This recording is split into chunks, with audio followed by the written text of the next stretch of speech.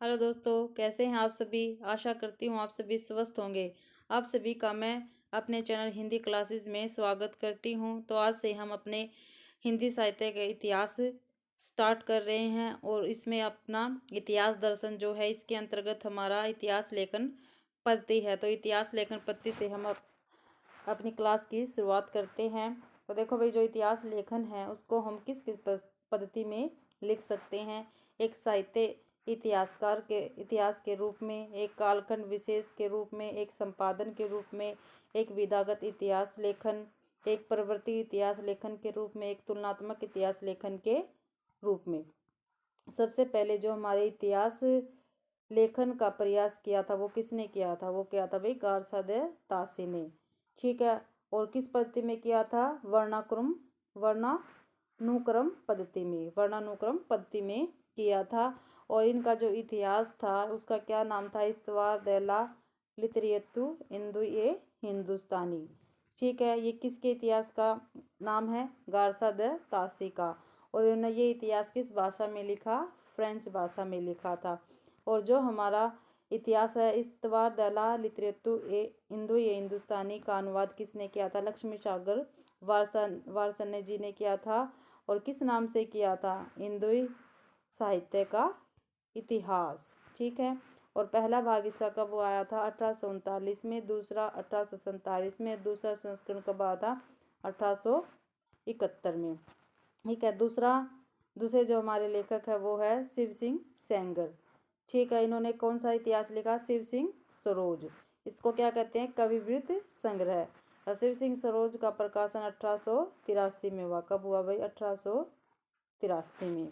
इसमें लगभग 1000 कवियों का परिचय है। क्या है इसमें? 1000 कवियों का परिचय, इसलिए इसको कविवृत्त संग्रह कहा जाता है। शिव सिंह सरोज को क्या कहा जाता है? कविवृत्त संग्रह, क्योंकि इसमें लगभग 1000 कवियों का कवि परिचय है। और ठीक है भाई। और अगला है हमारा जॉर्ज ग्रियर्सन। ठीक है।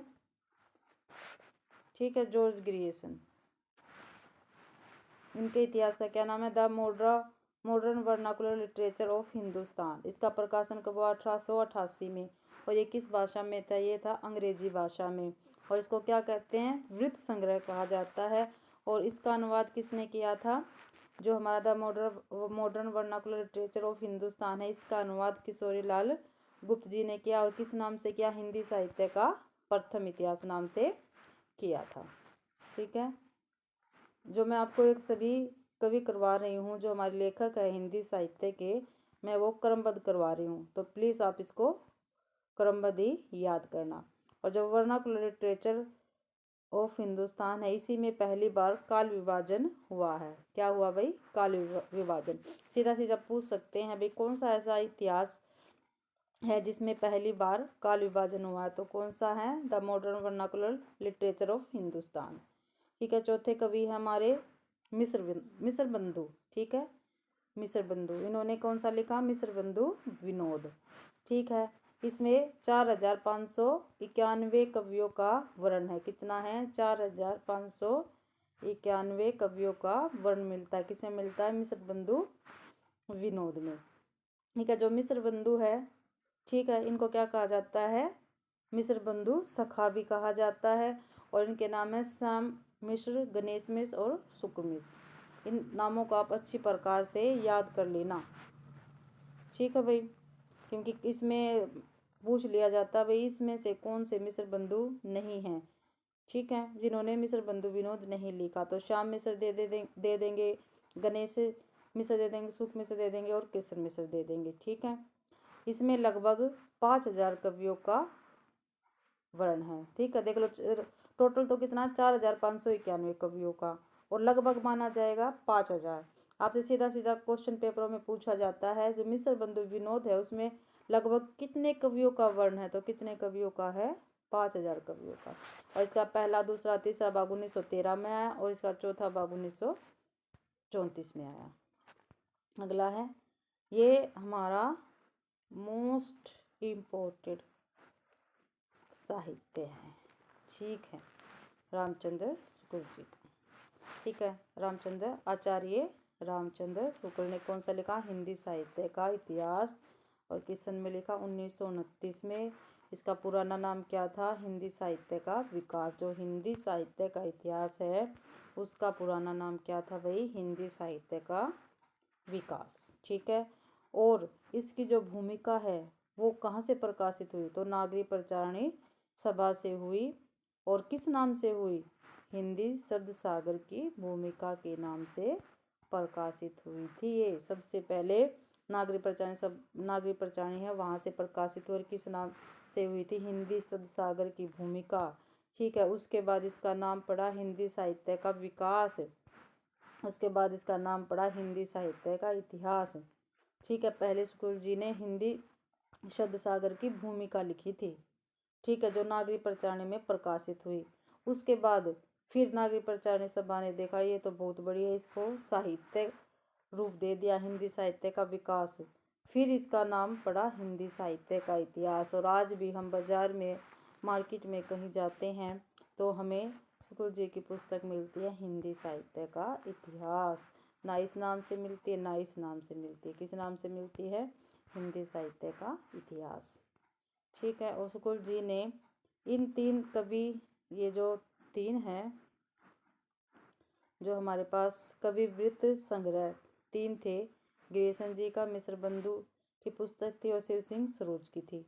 ठीक है। इन सभी से मिलाकर ही हिंदी साहित्य का इतिहास लिखा है।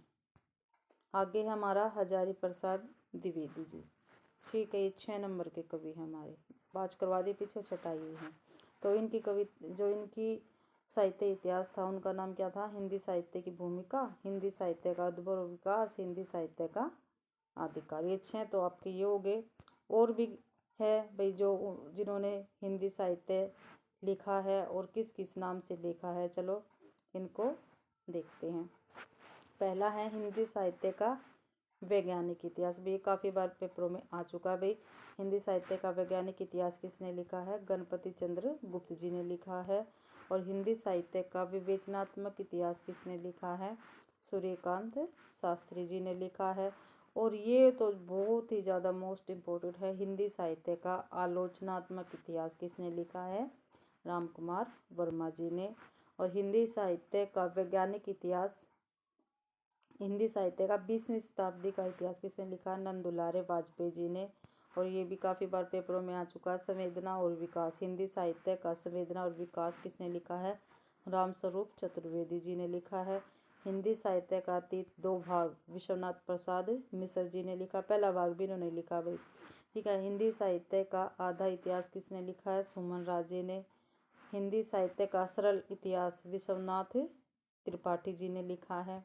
अगला है हिंदी साहित्य का दूसरा इतिहास, बच्चन जी ने लिखा है। हिंदी साहित्य का इतिहास दर्शन किसने लिखा है? नलिन विलोचन शर्मा ने। हिंदी साहित्य का भाषा और इतिहास किसने लिखा? श्याम सुंदर दास ने। हिंदी साहित्य का हिंदी भाषा और उसके साहित्य का विकास, हिंदी भाषा और उसके साहित्य का विकास किसने लिखा है? हरिओत जी ने लिखा है। अब एक कोटेशन है। ठीक है। जबकि प्रत्येक देश का साहित्य वहाँ की जनता की चित्रवृत्ति का संचित प्रतिबिंब होता है, तब यह निश्चित है कि जनता की चित्रवृत्ति के साथ साथ साहित्य में भी परिवर्तन होता चला जाता है। ये किसका है जी? शुक्ल जी का। ये इम्पोर्टेड है। ठीक है। ये देख लो, मेरे नोट्स है खुद के लिखे हुए हैं, ये मैं उसमें से करवा रही हूँ। ये नहीं है ये मैं कहीं से बुक उठा लिया वैसे ही आपको करवा दिया है। जो मोस्ट इम्पोर्टेंट है उसकी क्लास में आपके लिए लेके आती हूँ। ठीक है। तभी भी आप कोई ना तो मेरी अच्छी तरह से पूरी क्लास देखता है, ना मेरे को कोई कमेंट करता है, ना मेरे चैनल को सब्सक्राइब करता है, ना मेरी वीडियो को लाइक करता है।